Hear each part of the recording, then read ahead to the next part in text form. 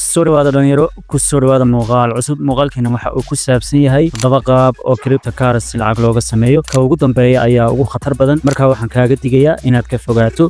istabuwan crypto spot waa qaab maalgashi ah oo aad ku maalgashan karto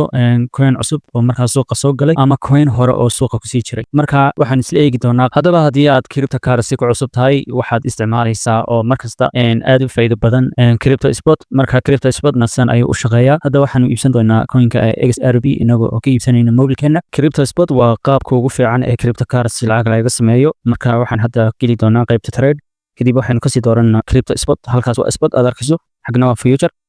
waa qaab kale oo cryptocurrency lacag looga sameeyo laakiin inagu waxaan doonaynaa spotka inaan isticmaalno marka waxaan hore usoo sheegnay inaan iibsan doono coinka XRP marka hadda XRP ay xagan ku qoraya kadib XRP marka xagan ku qoro sa arkaysan waxaan leeyahay waxaan iibsanayaa XRP kadibna halkan ayaan jiiday lacagtan ku iibsaday waa $6 saas ayaan buy ku oranayaa qaabka waxa la yiraahdaa spot marka spot wuxuu u taagan yahay marka haddii aan eegno coinskan haysano tira ahaan hadda coin baan iibsanay waxaan haysanaa laba xabo oo XRP iyo 0.60 marka spotku waxa uu kaga fiican yahay kuwa kale haddii marka qiimaha aan siistay oo ahaa tiro yar oo lacag ah $6 oo labada xabo laga siiyay haddii labadan xabo ayaan haysto qiimahu hoos u dhaco lacagtan ma waayi doono waayo markastoo XRP-du ay hoos u dhacdo qiimaha ayaa hoos u dhacaya laakiin tiradan ma waayayo marka haddii aad iska iibiso waxaad khasaaraysaa barayskii iyo tiradii aad haysatay jeer barayska qiimeyn ee tirada intaad haysato kordhiso markasta marka XRP imka laba xabo ayaan ka haystaa haddii labadan xabo ee $6.50 maraya ay hoos u dhacaan waxa ay mar kale samayn karaan kor soo kac qaabka labaad aynu gudubno waxa kale oo eegi doonaa XRP waxaan ku iibsanay si arkaysan waxaan soo iibsanay XRP marka waxaan eegi doonaa waxyaalaan XRP ku qiimeeyay inaan iibsado marka XRP ayaan hadda iibsaday si arkaysan halkan XRP hadda waxay maraysaa $2.50 oo muuqaalkan duubayo haddii aan tago analysis haddii aan ku sameeyo anigoo jooga 4 hourka waxaan arkayaa XRP inay samaysay dhaqaaq ka soo noqotay oo ay kor socoto haddana uu bilaabmay uptrain-kan waxa uu ku bilaabmay news inuu soo baxo ayuu ku sii socon karaa haddii news khatar soo baxana uu soo daadan karaa uptrain-kan saas ayuu ku socon doonaa insha Allah saa rajeynayo XRP-na saas ayaanan ugu jiraya adiguna saas oo kale ayaad u iibsanaysaa qaabkaas waxa la yiraahdaa crypto spot waana qaabka ugu wanaagsan ee dadku ay isticmaalaan dadkuna u badan yihiin step 2 waxa la yiraahdaa crypto future marka qaabkan waxa loo isticmaalaa qaab future ahana waxaan ka tusi karaa mobilkayga laakiin xaggana waxaan ka tusi doonaa qaybtan waxa la yiraahdaa crypto future waana qaab aad u khatar badan marka hadda waxaan soo galay megas marka aad soo gasho oo arkaysan waa akoonkii aan hadda ka iibsanay XRP-da oo tan XRP-da aan iibsaday labadii mid iyo 0.60 xabo ayaan iibsaday marka akoonku waxa markasta uu kala qaybsan yahay xagga hadda tagto xagga spotkii waa kan waxa la soo geliyaa coinanka tokenska ah ee aan la soo gelin wali exchange weyn la soo gelin marka dagas screenka oo kale ayuu la mid yahay marka qaabkan waxa la yiraahdaa future waa qaab loogu sameyn karo trade ahaan oo aad lacag uga sameyn karto inkastoo ay dadka badan ku sheegaan inuu xaraan yahay maadaama uu sell iyo buy yahay oo riskigiisuna aad u badan yahay marka adigoo doonaysa hadaba waad baran kartaa oo qaabkan lacag waad uga sameyn kartaa marka qaabkan waa iska dhaafi doonaa maadaama uu riskigiisu badan yahay halkan aad ku dhufanaysaa marka halkan marka ku dhufato waxaad u galaysaa open iyo close ama buy iyo sell ayaad u galaysaa waxaanaad leverage-na waa isticmaalaysaa leverage-kana waa ka khatartiisu aad u badan tahay oo arkaysaa leverage-kiisa halkan ayaad ka bedeli kartaa leverage-ka wanagas oo kale ayaad ka dhigi kartaa waana qaabka labaad ee cryptocurrency dadka ku jira ay lacag uga sameeyaan markastana uga faa'iidi karaan ugana khasaari karaan step 3 oo ah crypto trading waa qaabka saddexaad ee cryptocurrency lacag looga sameeyo qaabkan waxa weeye adigoo XRP trade garaynaya sidii forex trading-ka oo u galaya sell iyo buy marka waxaad furanaysaa account ayaa ka furanaysaa brokerada aan soo gud kamid yahay chess market oo ah ka ugu fiican ee aan soo gudbiyay YouTube-ka ayaad ka helaysaa playlistiga ayaad tegaysaa halkaas ayaad ka helaysaa marka brokerkan ayaad ku shubanaysaa qaybtan road spread-ka oo spread-keedu yar yahay ayaad lacag ku shubanaysaa kadibna qaybtan ayaad ku sii xidhanaysaa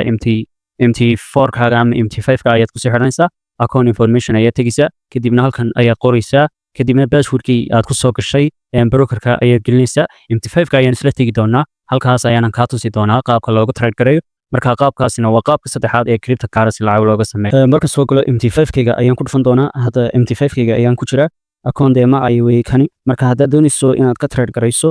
brokerkii aan ku sheegay chess market ayaad lacag soo shubanaysaa kadib halkan ayaad tegaysaa halkan ayaad ku dhuftay kadib saan soo doorto lacagaha ama currency-ga kadib crypto ayaan tegayaa kadib crypto markaan tago waxaan ku soo darsan doonaa lacagaha sida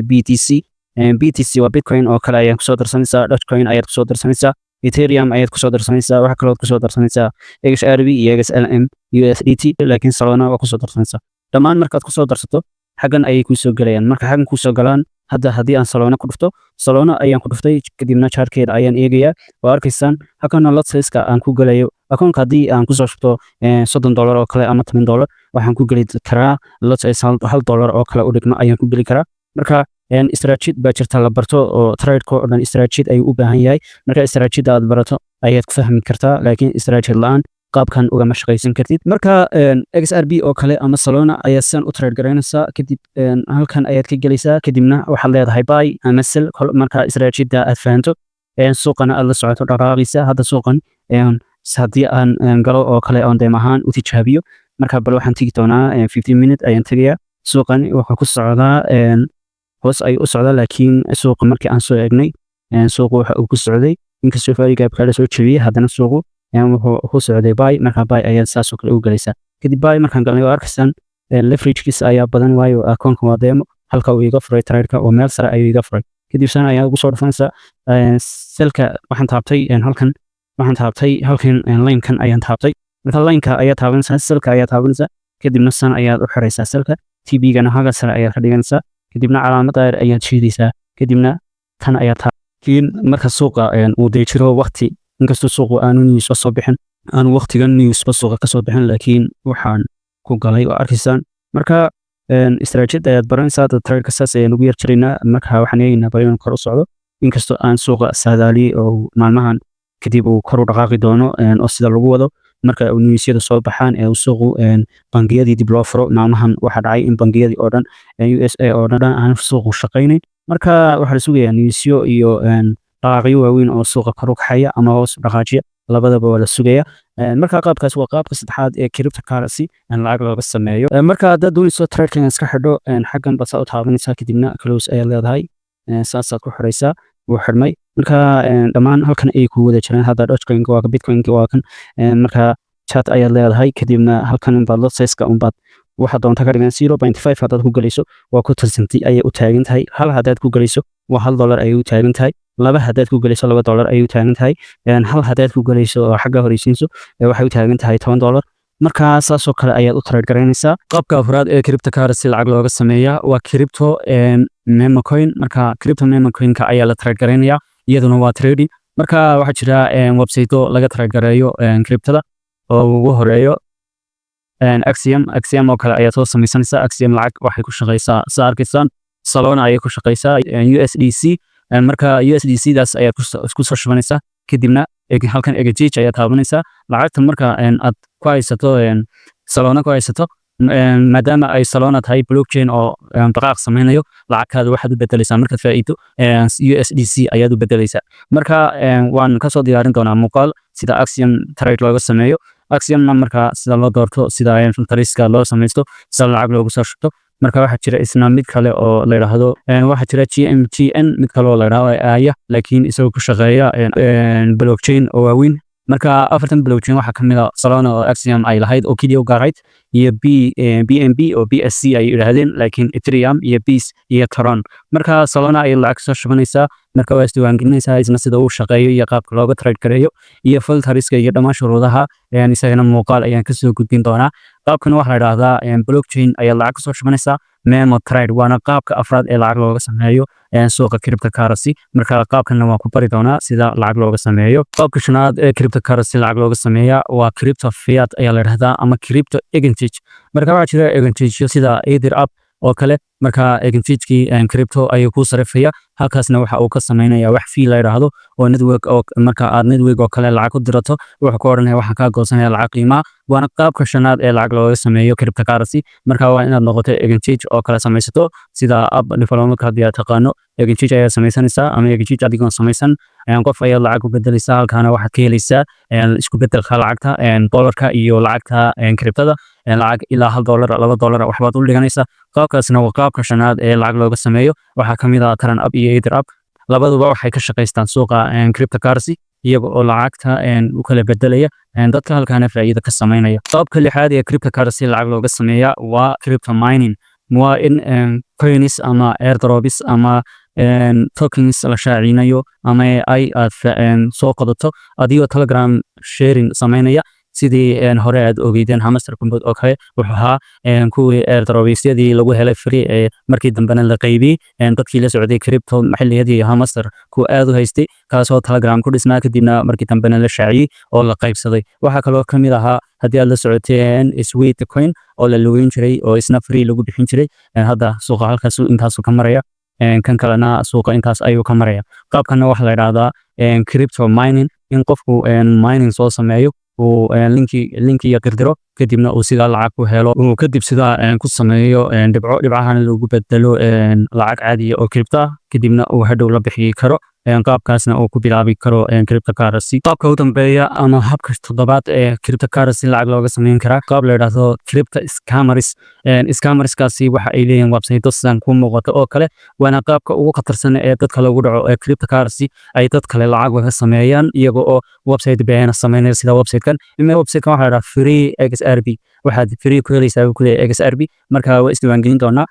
linkigiisana waxaan idin dhigi doonaa description-ka muuqaalkan si aad hadhow ogaataan waxaad arki doontaan website-kan linkigiisa idin sheegay ama idin shaaciyey inuu hadhow hawada ka bixi doono waayo network-ga ama address-ka ayaa qofku halkan soo dhiganaya kadibna address-kaasi waxa uu ku xidhan yahay Bybit ama Binance ayuu qofkaasi ku xidhan yahay website-kan leh kadibna sidaa marka uu dhaqaale badan address-kiisa lagu diro kadib wuxuu heli doonaa lacag crypto waana crypto scammers ayaa la yiraahdaa badankana waa la iska ilaaliyaa website-ada waxa soo gudbiyay YouTuber caana ama Soomaaliya waxay ku oranayaan waxaan sameynay free xrb ama waxaan sameynay oo aan ku bilaabanay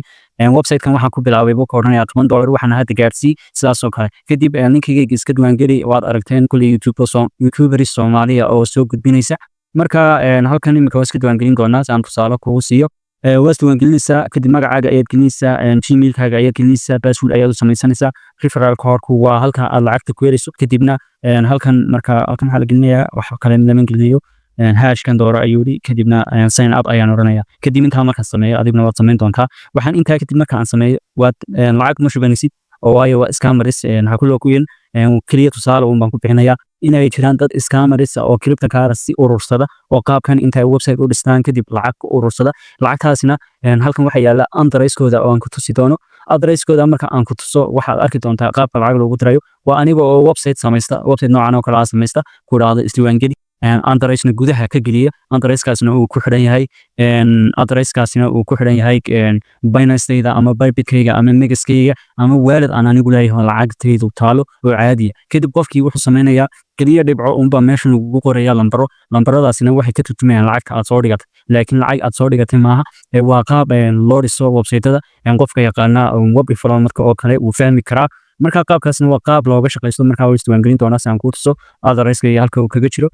sida arksan waa isdiiwaangeliyey uu soo kacay waa arksan deposit waa durba noogu bilaabay deposit xaggan wuxuu soo dhigay xrb ayuu soo dhigay laakiin waxa kama jiraan waa wallet xrb ayuu ku leeyahay waa website la dhisay oo laga shaqeeyay wuxuu ku leeyahay soo dhow durba waa AI ayaa dhisay oo ka shaqeynaya waxaan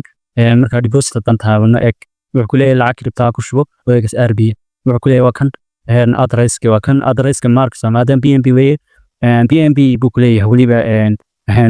nad fiiya si lacag fiican uu sameeyo waa la soo shaqo tagay BNB ayaa lagu bilaabay BNB wad ogtiin oo markaad qof u dirayso waxba ma goosanayso marka wallet-kayga ayaan tagi doonaa marka lacag BNB ayaa ku shubeysaa ayuu ku leeyahay lacagta marka ku shubto halkan ayay soo galaysaa lambar marka lacag ba soo gasho uu arko in Binance ama